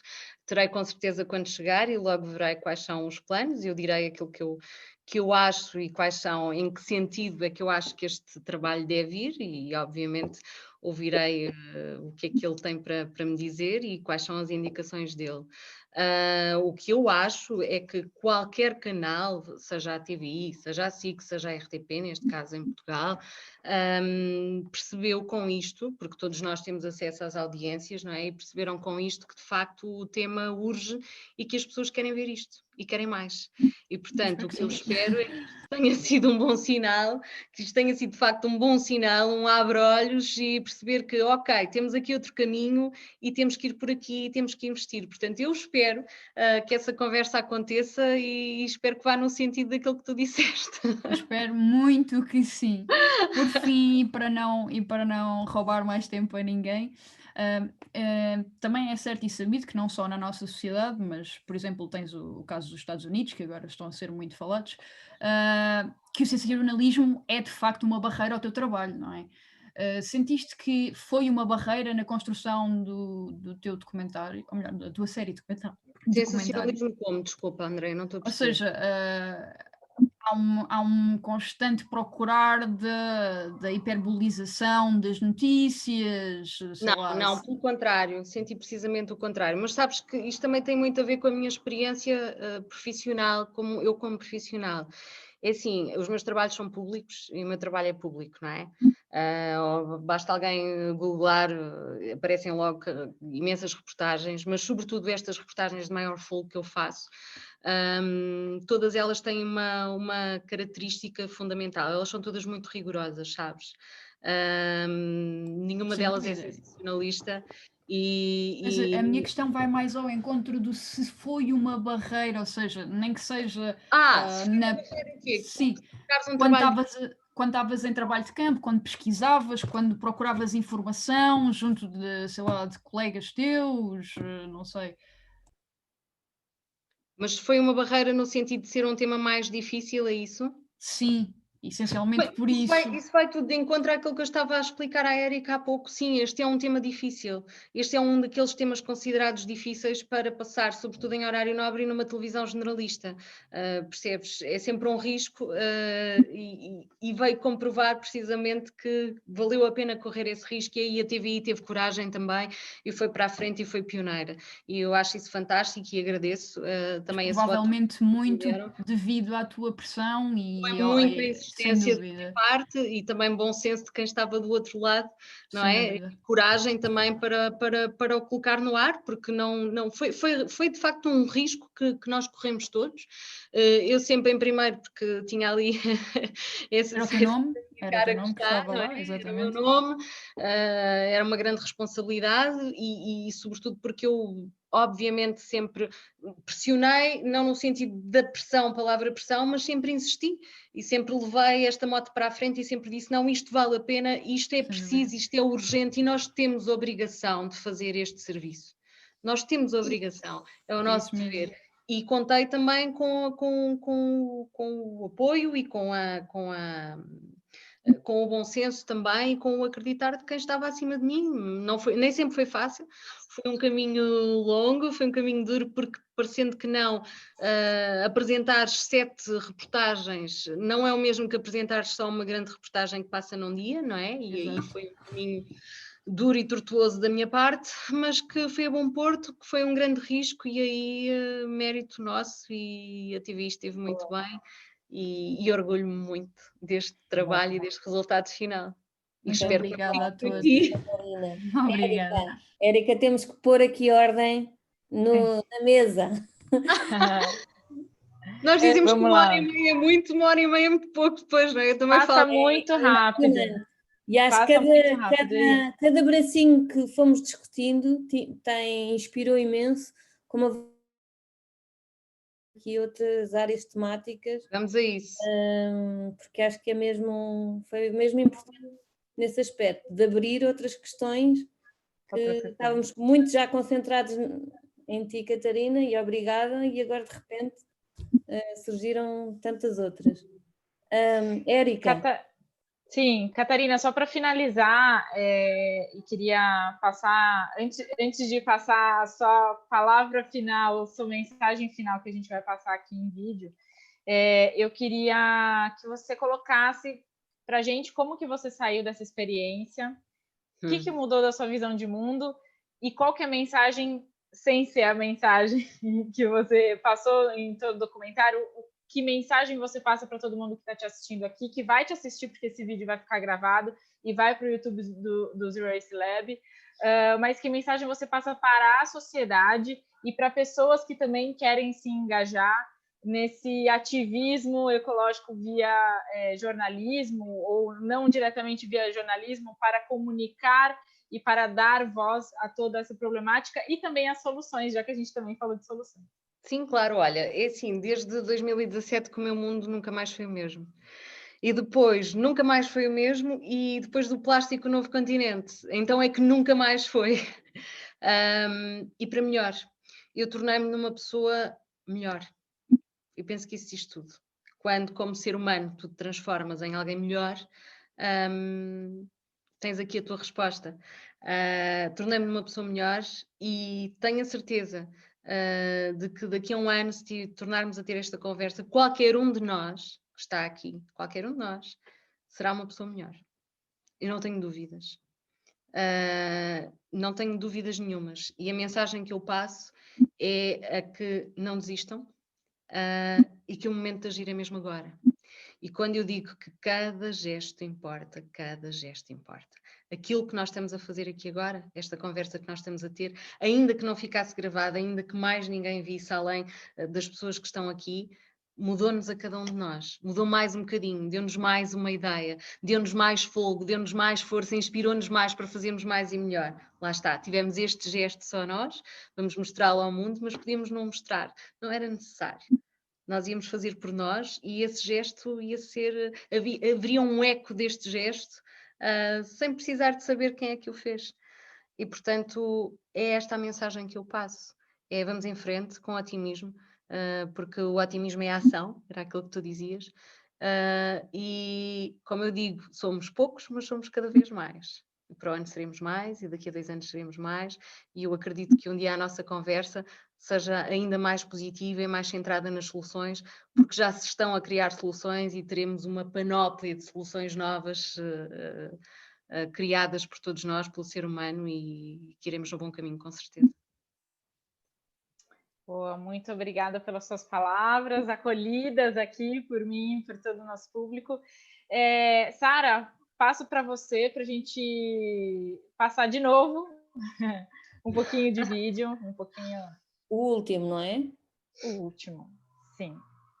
Com a mensagem que a Catarina deixou para todo mundo que viu. E quem não viu todos, vejam. Tá é um gesto de amor, é um gesto de amor. Ainda a perder a batalha dos oceanos.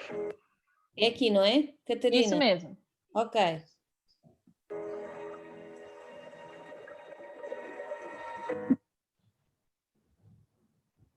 Espera. Estou com um problema aqui.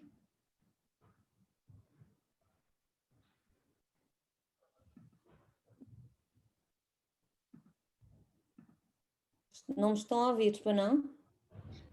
Não. Ouvimos, estamos a conseguir ouvir, mas não estamos a conseguir ver. Já todos falamos que temos tido problemas de internet à noite. Estava ótimo. Foi só agora. Espera aí. Muitas conexões juntas. Bora lá.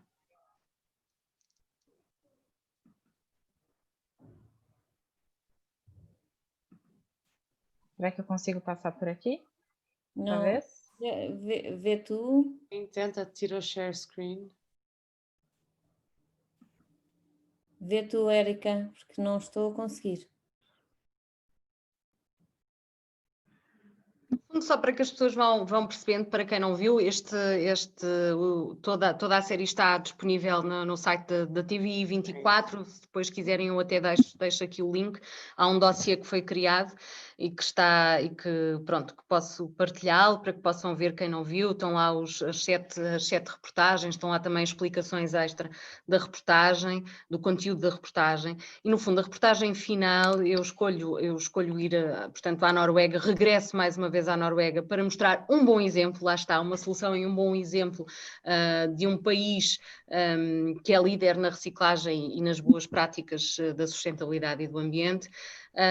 E no final eu abordo um pouco a questão das alterações climáticas, de tudo o que é que se está a passar e daquilo que nós podemos construir. E a imagem final, eu não sei se vai ser possível mostrar ou não, se for possível sim, se não eu explico-a.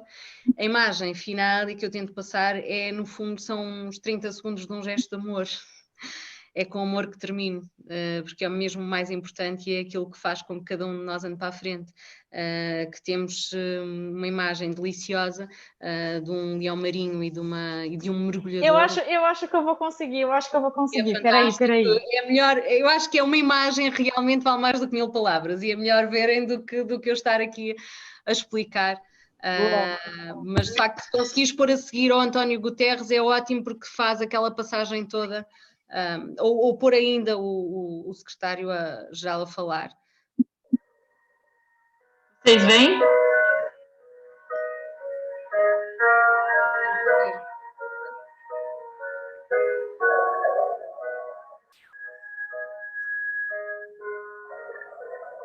Em apenas 30 desapareceram 40% das espécies animais, quase metade das que viveram no mundo.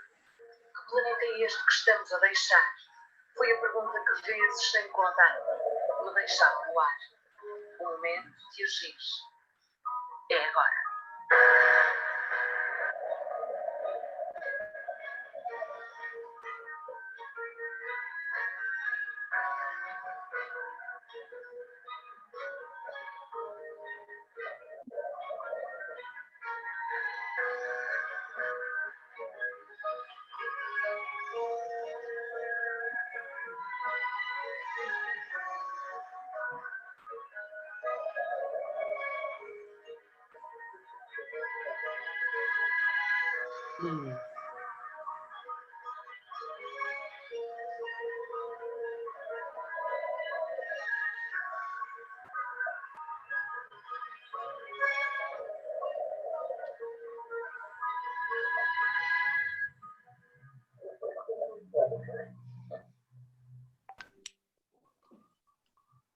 Conseguimos?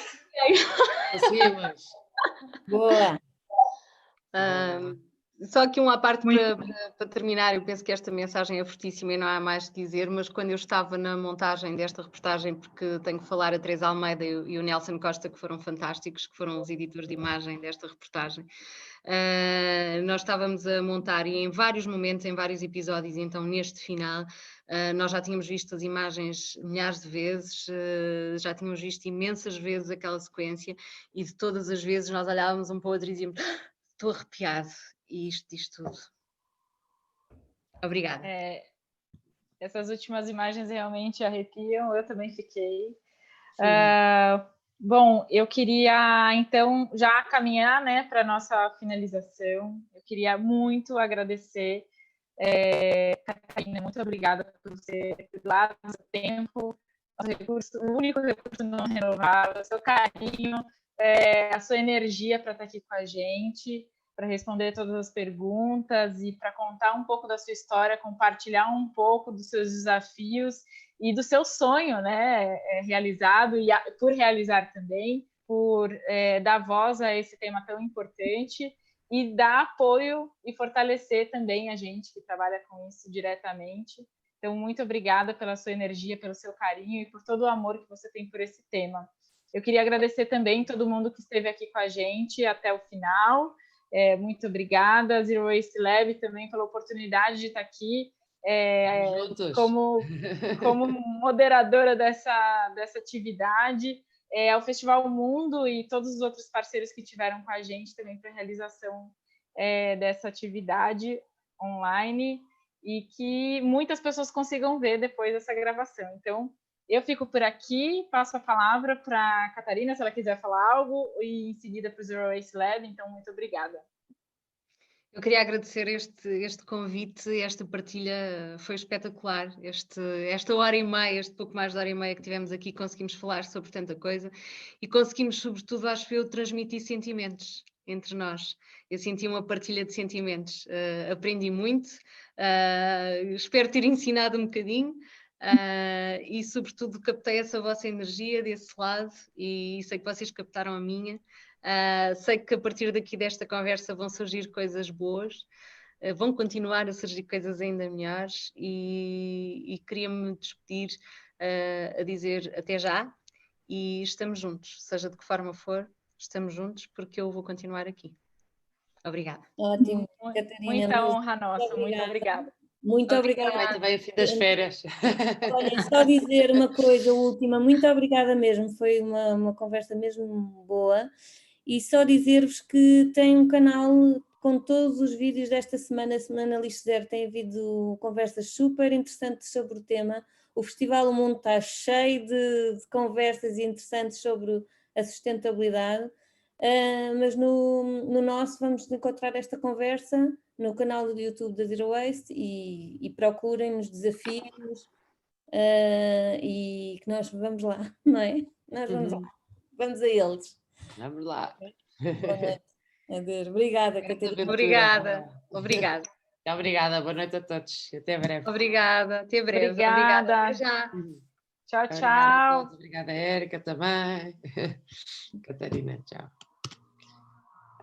YouTube. Pronto. Bem? Já está? Já paraste? Não, espera aí.